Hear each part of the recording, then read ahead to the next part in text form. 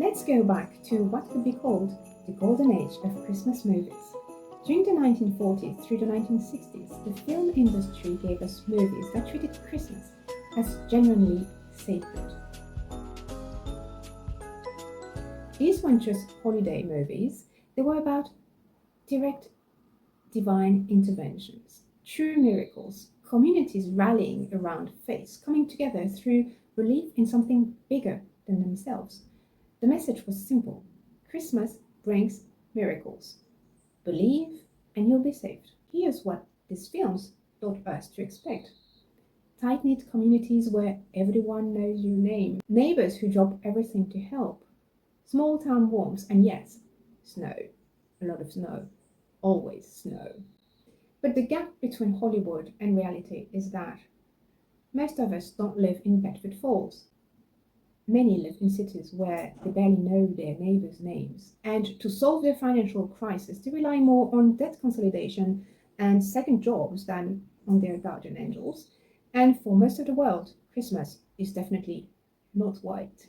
So Hollywood moved on, and by the 1980s, Christmas movies found a new miracle to tell us about. When faith based miracles felt a bit too old fashioned for modern audiences, Hollywood found a new kind of magic: romantic love. The 80s through the early 2000s gave us the Christmas romance formula: grand gestures at airports, strangers meeting in cute snow covered cities, the right person showing up exactly at the right moment when you had already given up hope, and always, always, everything resolved by Christmas Day. The message shifted. Seems that Christmas is no longer about direct divine intervention, but about finding your soulmate. Love is the new miracle. And here's what we learned to expect: snow creates romance, airports are magical places, grand romantic gestures fix every relationship problem, the perfect partner appears when you least expect it, and breakups, well, they can be solved just with one heartfelt speech on Christmas Eve. Reality check time. Most people don't live where it snows. I should know, I live in the Caribbean. Airports during the holidays are chaos, barely romantic. Holiday stress actually increases couple conflicts. Therapists see a spike in breakups in January. And for single people, December can feel incredibly lonely when every single movie promises you should have found the one by now. Plus, really, chasing someone through airport security will most probably get you arrested, not a round of applause. So, the Romance era sold us beautiful lies that Christmas creates perfect timing for love, that snow makes everything special and magical, that the holiday season is when relationships bloom instead of being tested by family dynamics and financial pressure. So by the year 2000, Hollywood had to acknowledge what we already knew.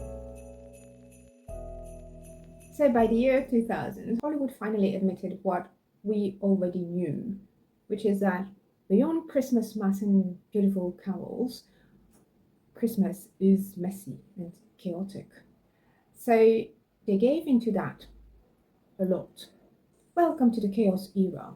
Dysfunctional families having spectacular meltdowns, kids outsmarting burglars with cartoon like violence, parents literally running from one divorced family gathering to another, mothers rebelling against Pinterest perfect expectations, and it all somehow ends with heartwarming reconciliation over burnt cookies.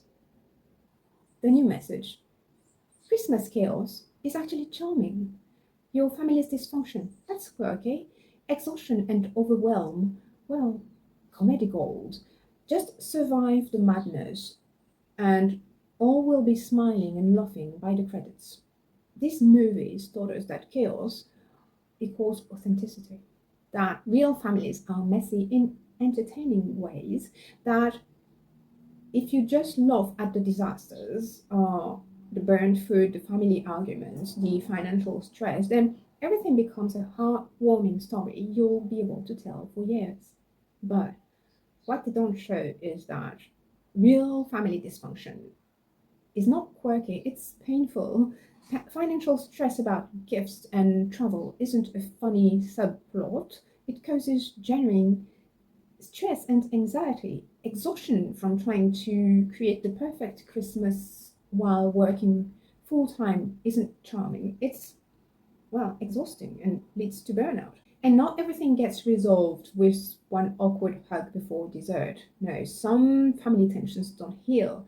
Some people feel more isolated in the chaos, not less. And don't get me started on how badly many neurodivergents just dread those reunions. The people, the noise, the chaos. The chaos era at least admitted that the Christmas season can be pretty hard, but it still sold us a myth that chaos itself is the new Christmas magic. That if you just embrace the madness with enough humor, it will all become worthwhile. So here we are. 3 eras, 3 different promises about what Christmas should be. And the pattern is, each era's Christmas movies reflected a gap that was already forming. When post-war communities started fragmenting in the 1960s and 1970s, we got nostalgic movies about small town miracles we were already losing. When faith-based narratives felt disconnected from modern secular life, romance became the new transcendence, something we could all believe in without requiring any religious belief. And when the romance formula created crushing pressure, especially for single people and struggling couples, chaos comedies arrived, saying, it's okay to feel at perfect Christmas. But here's the trap. Each era's movies didn't just reflect our disappointment in previous myths or the gap between movie like Christmas and reality.